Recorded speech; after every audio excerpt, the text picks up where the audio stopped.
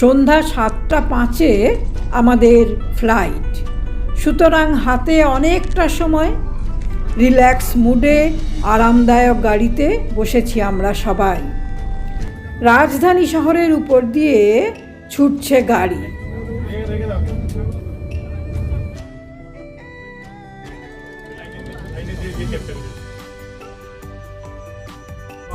পথের দুধারে মনোমুগ্ধকর দৃশ্য।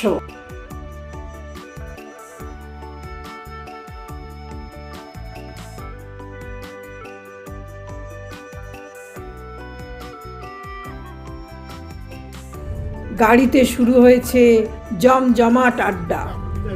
পুরনো দিনের সিনেমা থেকে শুরু করে স্বর্ণযুগের গান, রাজনীতি থেকে ধর্মকর্ম, বিশেষ কারো মুণ্ডপাতও চলছে এখানে। এটা বোধহয় গাড়ি তৈরির কারখানা।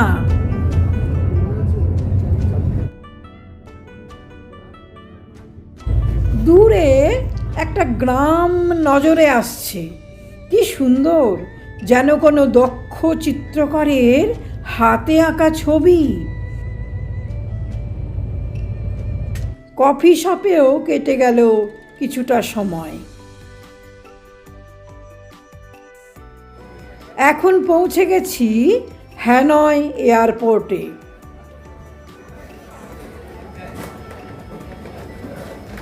সাতটা 5 ডানাঙ্গামী ফ্লাইটে যাত্রা করছি।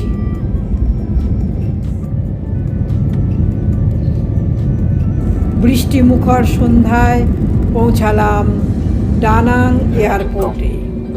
সময় লাগলো 1 ঘন্টা।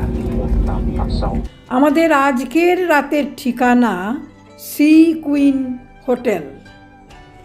চুপি সারে 1 ডিসেম্বর হানা দিয়েছে দ্বারে। সকাল হতেই আমরাও তৈরি। চলেছি হান নদীর মোহনায় অবস্থিত ডানাংয়ের আকর্ষণীয় গন্তব্য বানা হিলে।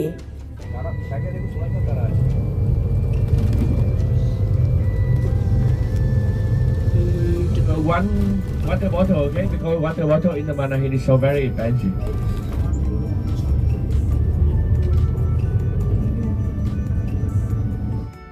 পৌঁছে গেছি বানা হিলের প্রবেশদ্বারে।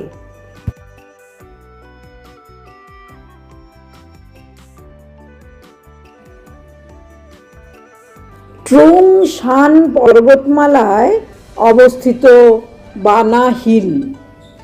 সমুদ্রপৃষ্ঠ থেকে এর উচ্চতা 1487 মিটার।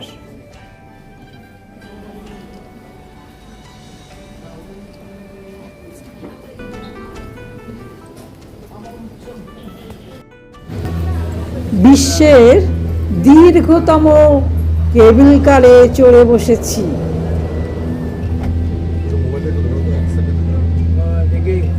মেঘের দেশে পাড়ি দিয়েছি যেন, নাইবা থাকলো ডানা।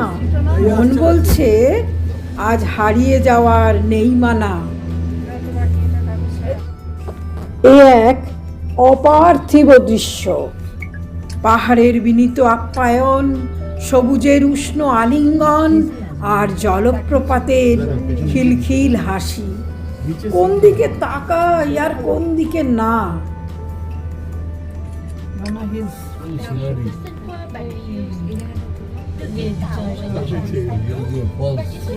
দশম ফলসের মতো।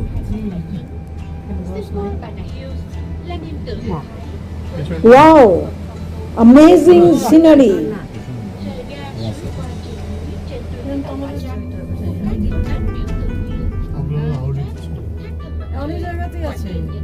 সর্ববৃহৎ লংগেস্ট কতগুলো যাচ্ছে এখন। ওই দিক দিয়েও যাচ্ছে না, খালিগুলো যাচ্ছে তুলে নিয়ে আসছে।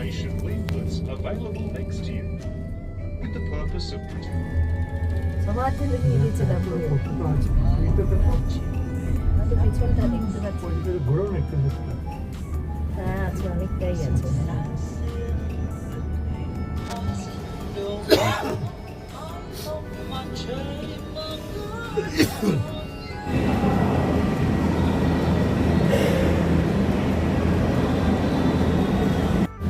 নামলাম নির্দিষ্ট স্টপেজে।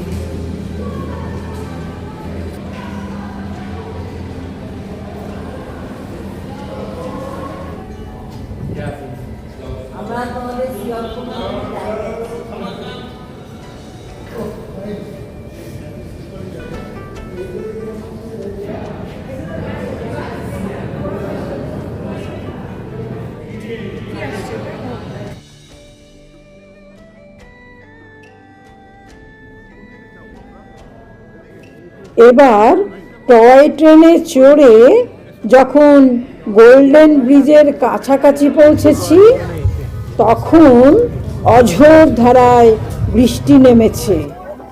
কয়েক পা এগিয়ে বহু চর্চিত গোল্ডেন হ্যান্ডস ব্রিজ, দুটি বিশাল হাতের উপর এই ব্রিজ দেখলে মনে হয় পাহাড়ের কাছাকাছি কুয়াশাচ্ছন্ন মেঘের ভিতর থেকে বেরিয়ে ঈশ্বরের দুই হাত এই ব্রিজটি ধরে রেখেছে। সমুদ্রপৃষ্ঠ থেকে প্রায় 1500 মিটার উচ্চতায় এই ব্রিজ। এর দৈর্ঘ্য 150 মিটার। সোনালি রঙের বাঁকানো রেলিং ও কাঠের মেঝে দ্বারা সুসজ্জিত। অসাধারণ প্রাকৃতিক সৌন্দর্য ও এক অনন্য স্থাপত্যের অপূর্ব নিদর্শন এটি। চারিপাশের কুয়াশাচ্ছন্ন পাহাড় আর সবুজের আস্তরণ সোনালি ব্রিজকে আরও আকর্ষণীয় করে তুলেছে। এখানে রয়েছে ফরাসি ও উপনিবেশিক রিসোর্ট, বিনোদন পার্ক, চমৎকার প্যাগোডা,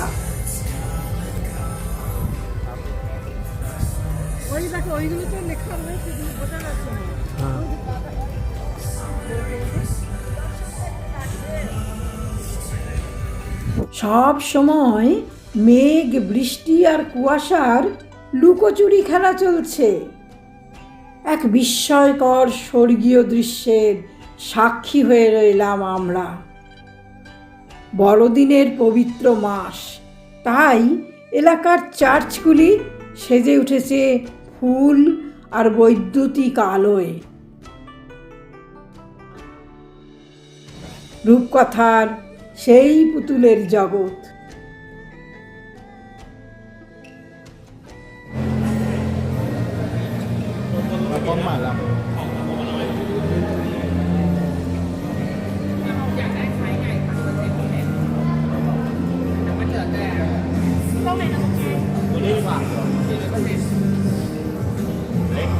কত রকমের পুতুল, কিন্তু ওরা বলছে I am not a toy. অত্যাধুনিক প্রযুক্তি আর প্রকৃতির অকৃপণ দানের মেলবন্ধনে বানা হিল হয়ে উঠেছে অতুলনীয়। আবার এসকালেটারে চড়ে ফিরলাম কেবল কারের স্টার্টিং পয়েন্টে।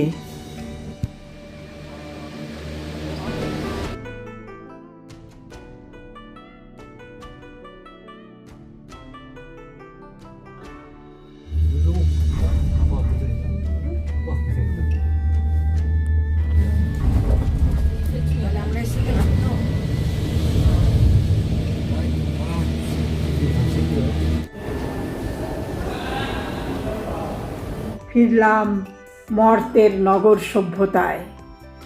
তখন পেট বলছে মধ্যাহ্নভোজের সময় হয়েছে।